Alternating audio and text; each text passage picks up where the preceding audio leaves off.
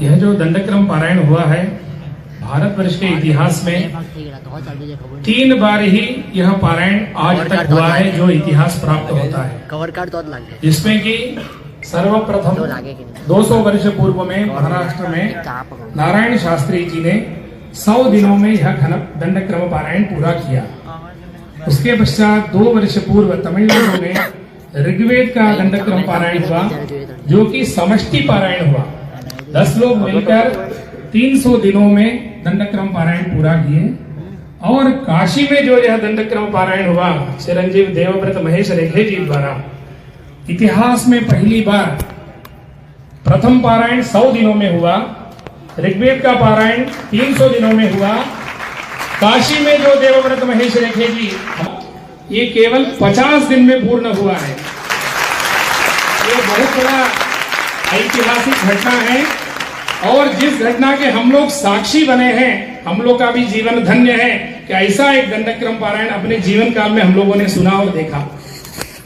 दंडक्रम अष्ट विकृति हमारे यहाँ बताई गई है। जटा माला शिखा रेखा ध्वजो दंडो रथो घनः अष्टो विकृतयः प्रोक्ताः क्रम पूर्वा महर्षिभिः। 8 विकृति हमारे यहाँ जटा, माला, शिखा, रेखा, ध्वज, दंड, रथ और घन, इस प्रकार 8 विकृति है, जिसमें कि एक विकृति है दंड, दंडक्रम, जिसका आपने पारायण किया।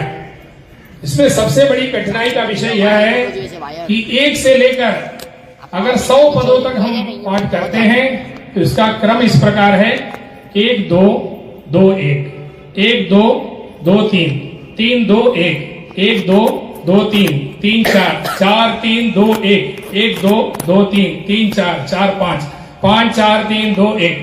इस तरह 5 या 10 तक गिनते समय तो ठीक है, लेकिन इस प्रकार आप 100 पदों को 1 से लेकर 100 पद कहकर 100 से 99 होते हुए 1 में समाप्त किए हैं। और उसी प्रकार जब रुद्र का पाठ हुआ तो नमो हिरण्यबाहवे से लेके नम आमी वक्केभ्यः लगभग 220 पद हैं। 220 पदों को 220वें पद से शुरू करके प्रथम पद पे समाप्त किए हैं, वो भी बिना रुके, बिना संदेह के। और यह पारायण की यही विशेषता है। पर भी भगवान विश्वनाथ जी की उनके ऊपर विशेष कृपा है कि किसी भी स्थान पर उनका स्खलन हुआ ही नहीं, एक जगह पर भी उन्होंने विचार नहीं किया।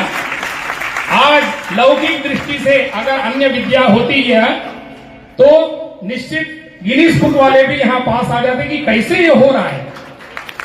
आज भी दुनिया में वेद